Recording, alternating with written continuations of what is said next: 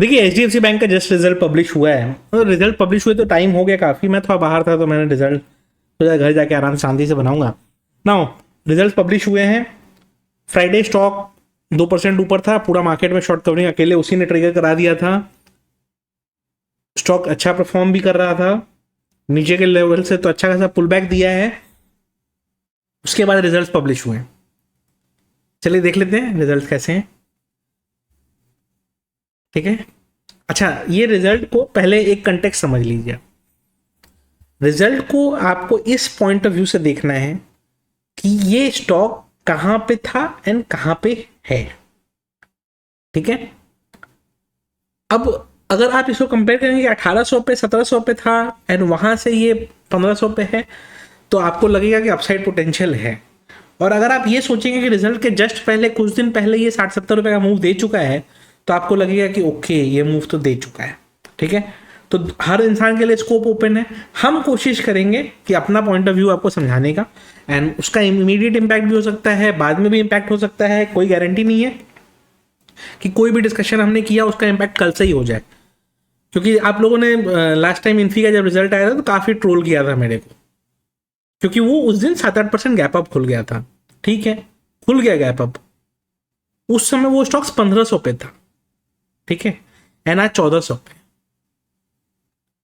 तो कंपनी का gap result के बाद 7-8% गैप अप हुआ, एंड उसके बाद आज नेक्स्ट क्वार्टर में जब रिजल्ट आया तब तक वो स्टॉक 1400 पे आ चुका है। जहां सारे स्टॉक्स और ऊपर जा रहे थे वो नहीं गया। तो ये समझना आपको पड़ेगा कि या तो वो आपको चिपकाया गया था, या रिजल्ट रीडिंग जो इनिशियली बताई गई थी वो सिर्फ इसलिए बताया गया था कि लोगों को चिपकाया जाए। तो मैंने रिजल्ट खराब डिक्लेयर किए थे, उसका इम्पैक्ट अभी दिख रहा है। अभी क्या दिख रहा है, वो तो फर्स्ट डे गैप अप के बाद रिजल्ट वैसा ही दिख रहा था। एक बार गैप अप हो गया उसके बाद वो तो गिरते ही गया गिरते ही गया गिरते ही गया। लोग नहीं समझे तो कोई कुछ कर नहीं सकता। हमारी कोशिश रहेगी इसका भी रिजल्ट समझाने का। 2-3 इंपॉर्टेंट फैक्टर्स रहेंगे, कोशिश करूंगा समझाने का। समझ में आपको आ जाए तो बहुत अच्छा है, नहीं समझ में आए तो फिर तो क्या ही डिफरेंस है, क्योंकि स्टॉक मार्केट तो सबके लिए नहीं है ना। जिनको समझ में आ जाए वही लंबा टिक सकते हैं, एंड जिनको नहीं समझ में आए वो खाली कमेंट सेक्शन में ट्रोल कर सकते हैं। तो वो करें ट्रोल, उनको उनके लिए है। मेरे को लोग इसलिए देखते हैं ताकि मैं अपना पॉइंट ऑफ व्यू अच्छे से समझा सकूं।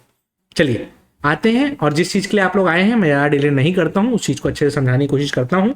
होपफुली आपको कुछ बेटर हेल्प मिलेगा। कंसोलिडेटेड रिजल्ट देख रहा हूँ, पहले ये समझा देता हूँ कंसोलिडेटेड और स्टैंडअलोन में डिफरेंस क्या होता है।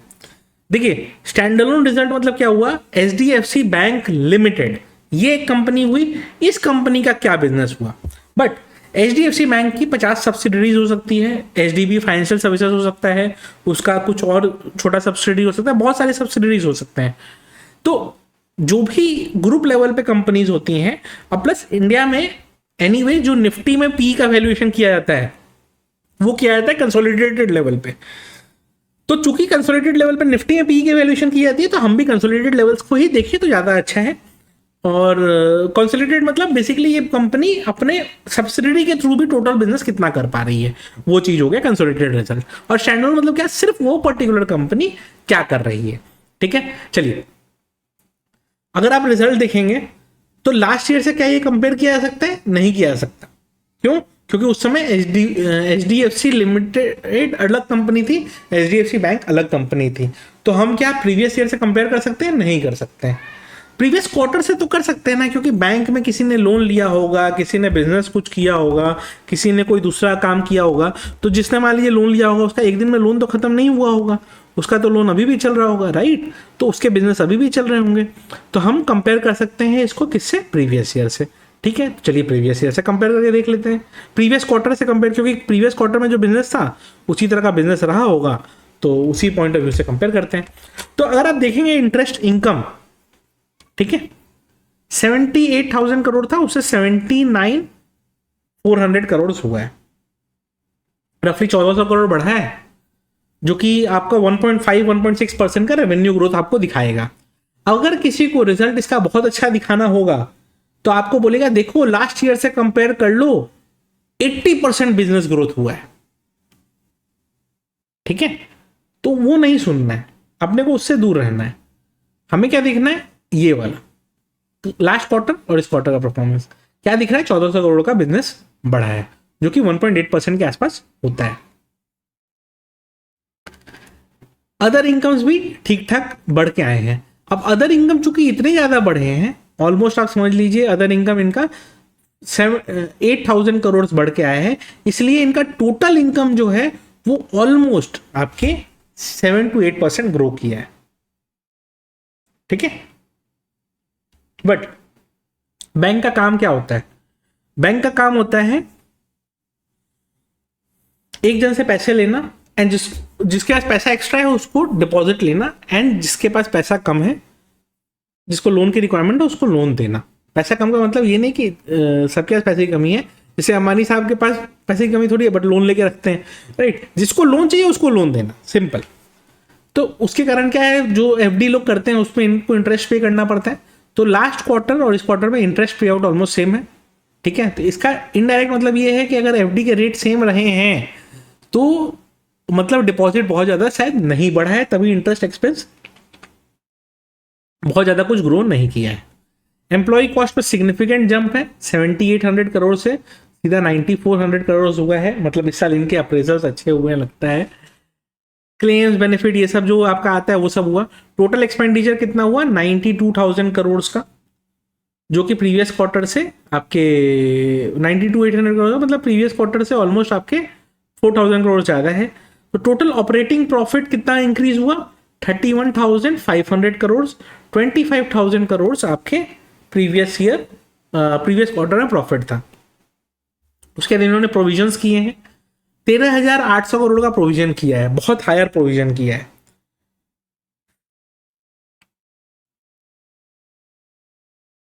एक चीज मैं कहूंगा आपको, लास्ट क्वार्टर कोई प्रोविजनिंग नहीं किया इन्होंने, मतलब 3,000-4,000 करोड़ का प्रोविजनिंग किया, मतलब 5% का प्रोविजनिंग किया। इस बार बिजनेस का ऑलमोस्ट 10% का प्रोविजनिंग इन्होंने किया है। मेरे को नहीं समझ में आ रहा है कि बिजनेस का 10% अमाउंट का प्रोविजनिंग करने का क्या लॉजिक होता है। यस, बैलेंस शीट साइज का ये बहुत छोटा परसेंटेज होगा, बट क्वार्टर में जितना आपने 1,25,000 करोड़ का बिजनेस किया, उसमें अगर आप 13,800 करोड़ का प्रोविजनिंग ही कर दे रहे हो, तो मतलब मोस्टली बिजनेस आपने वहीं पे डाउन कर दिया। अब चूंकि प्रोविजनिंग ज्यादा हुई है, उसके कारण क्या है, प्रॉफिटेबिलिटी आपके बिफोर टैक्स थोड़ा सा कम आया है, और इस बार टैक्स में इनको क्रेडिट कुछ मिला है, इसलिए प्रॉफिटेबिलिटी आपको थोड़ा सा 1 या 1.5% ऊपर दिख सकता है। 17,700 करोड़ से 18,012 करोड़ हुआ है प्रॉफिट। प्रॉफिट मेंटेन हुआ है, जस्ट जितना था उतना ही रह गया। रेवेन्यू 7-8% में ग्रोथ है, प्रॉफिट में ग्रोथ नहीं है, because of higher provision. Problem क्या है कि ये जो हायर प्रोविजन है, या तो ये रिस्क था जो आपने पहले अकाउंट नहीं किया, मतलब first quarter, second quarter, third quarter में आप अकाउंट कर सकते थे, आपने नहीं किया, वो आपने नहीं किया, या फिर आपने कुछ अनफोर्सीन सिचुएशंस देखे हैं जो आपको डर लग रहा है, जिसके कारण आपको लगता है कि प्रोविजनिंग ज्यादा करनी पड़ेगी। क्योंकि 4,000 करोड़ आप प्रोविजन करते थे, उससे 13,000 करोड़ का प्रोविजन आप करने लग गए, तो कुछ तो रीजन होगा। मतलब पहले मैं बोलता था कि भाई मेरे को चलो 400 रुपए का बैड डेप्ट होगा, मैं बोलता 1,200 रुपए का बैड डेप्ट होगा, तो भाई क्यों होता है? मतलब ऐसे तो नहीं होता है ना। तो प्रोविजनिंग एक फैक्टर रहेगा। मार्केट को अगर रिएक्ट करना है तो उसको प्रोविजनिंग पर रिएक्ट करना है। यानी कि कंपनी की प्रॉफिटेबिलिटी अच्छी खासी जब की है, 25,000 करोड़ से 31,000 करोड़ हुई है, अगर आप प्रोविजन को हटा दें और टैक्स एक्सपेंस को हटा दें तो अच्छा खासा प्रॉफिट ग्रोथ हुआ है। लेकिन ये प्रोविजन इतना करना क्यों पड़ा, ये मार्केट को डाउट रहेगा। इसका जब तक कोई क्लियर आंसर नहीं मिलता है कुछ समझ में नहीं आएगा। टैक्स इस साल, इस क्वार्टर इनको टैक्स ही नहीं पे करना पड़ा। भाई हम लोग को भी ऐसा लाइव दे दो कि टैक्स ना पे करना पड़े, उल्टा 250 करोड़ का क्रेडिट आया है। Very good. बेसिकली क्या हुआ है, मर्जिंग जब बिजनेस इन्होंने किया ना, तो कुछ टैक्स क्रेडिट से जो उनको सेट ऑफ करने थे वो ये लोगों ने इस क्वार्टर में एडजस्ट कर दिया। पहले ज्यादा टैक्स पे किया, इस बार कम टैक्स पे करके कम हो गया, तो ओवरऑल प्रॉफिटेबिलिटी इनकी मेंटेन रह गई लास्ट क्वार्टर जितना अभी भी रह गया। रेवेन्यू में यस ग्रोथ है, प्रॉफिट में कोई ग्रोथ नहीं है, मेनली बिकॉज ऑफ प्रोविजन। अब मार्केट अगर प्रोविजन हटा के रिजल्ट फैक्टर लेगा तो मार्केट गैप अप कर देगा एंड 1-2% ऊपर वो जा सकता है। बट मार्केट को अगर ये समझ में आ जाए कि भाई ये प्रोविजनिंग किस रीजन से, अगर हम सेफ्टी मेजर में करते हैं तब तो कोई दिक्कत नहीं है, बट आजकल का सेफ्टी मेजर वाला लॉजिक चलता नहीं है।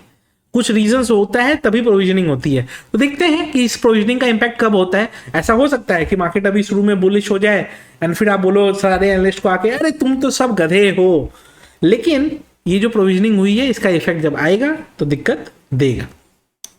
अभी रिजल्ट यहीं खत्म नहीं हुआ। ये अगर आप देखेंगे बिजनेसेस में ग्रोथ, तो ट्रेजरी में 6,000 करोड़ का ग्रोथ हुआ है। जो अदर इनकम में आपको एक्स्ट्रा ग्रोथ दिख रहा था ना, वो 6,000 करोड़ का ट्रेजरी इनकम ही है। तो ट्रेजरी इनकम में इनको अच्छा खासा इस बार बेनिफिट हुआ है। रिटेल एंड डिजिटल बैंकिंग में ज़्यादा कोई ग्रोथ है नहीं। होलसेल बैंकिंग तो डिक्लाइन किया है। अदर बैंकिंग बिजनेस ग्रो किया है थोड़ा सा, मतलब लोगों को जो चूना लगाने वाला स्कीम होता है 3 सर आप ये सर्विस ले लो, आप वो सर्विस ले लो, वो ज़्यादा बढ़ा है इस बार। इंश्योरेंस बिजनेस 30,000 करोड़ से 31,000 करोड़ हुआ है, तो ठीक है, ठीक ठाक ग्रोथ है। क्वार्टर क्वार्टर 3% का growth is not bad. Others में कुछ है नहीं, टोटल ये रह गया। ओवरऑल यही है।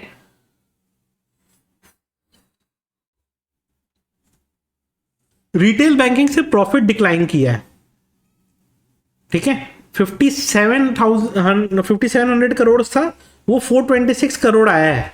तो रिटेल बैंकिंग का प्रॉफिट आपको सिर्फ आया है ट्रेजरी में, यानी कि रिटेल बैंकिंग का प्रॉफिट जो इनको था वो अब नहीं रहा। ट्रेजरी ऑपरेशन से इनको कुछ फायदा हुआ है, रिटेल से कोई फायदा नहीं है रिटेल बैंकिंग में। मेरे को यहां पे डर लग रहा है। अच्छा, सिर्फ रिटेल बैंकिंग का ही प्रॉफिट डाउन नहीं है, होलसेल बैंकिंग का भी प्रॉफिट डाउन है। मतलब एक बैंक का जो मेन काम होता है कि नॉर्मल इंसान को केटर करना, एक कॉर्पोरेट को केटर करना, बैंक ने उस काम से पैसे नहीं कमाए। बैंक ने ट्रेजरी ऑपरेशन से कम पैसे कमाए। तो इससे बढ़िया भाई एक स्टॉक मार्केट की कंपनी खोल लो, दिन भर एल्गो चलाओ, 2-4 रुपए कमाओ, वही कर लो। बैंक का कोर बिजनेस है तो आपका बिजनेस आया नहीं। अब ये चीज बोल दो तो लोग बोलेंगे सर आप बेवकूफ हो। तो ठीक है भाई, मेरे को बेवकूफ बोल लो, बट वहां जहां पे Axis and ICICI bank double हो चुके हैं, वहां ये स्टॉक 1400 से 1500 के रेंज में लास्ट 5 साल से घूम रहे हैं या 4 साल से घूम रहे हैं। घूमेगा क्यों नहीं? आप देखो ना, रिटेल बैंकिंग का प्रॉफिट 5,700 करोड़ से 400 करोड़ आ गया। होलसेल बैंकिंग का प्रॉफिट 9,000 कुछ करोड़ से हाफ हो गया ऑलमोस्ट। तो भाई खत्म हो जा रहा है प्रॉफिट, तो कहां से होगा? खाली मतलब आपको थोड़ी कम बैंक इसलिए थोड़ी बनाया गया कि आप ट्रेजरी ऑपरेशंस करके पैसा कमाओ। ट्रेजरी ऑपरेशंस का पैसा कमाना कोई पैसा कमाना बैंकिंग का थोड़ी हुआ। बैंकिंग बिजनेस में ग्रोथ होना चाहिए, वो नहीं है। अब इसका ये मतलब नहीं है कि मंडे मार्केट गैप डाउन हो जाएगा या रिजल्ट बहुत खराब होने के कारण गैप डाउन हो जाएगा। 19 रुपए का तो डिविडेंड ही है सिर्फ, 1% तो स्टॉक में वैल्यू ऐसे ही ऐड हो जानी है, ये तो समझिए, ठीक है। लेकिन रिजल्ट अच्छे किसी भी सेंस में नहीं है। इंपैक्ट आज नहीं दिखेगा, बट जल्दी दिखेगा, एंड जल्दी दिखेगा तब आपको समझ में आएगा। क्या पता इमीडिएट दिख भी जाए, बट दिखेगा, इफेक्ट दिखेगा, तब इसको देखेंगे। वीडियो अच्छी लगी हो तो लाइक कर दीजिएगा।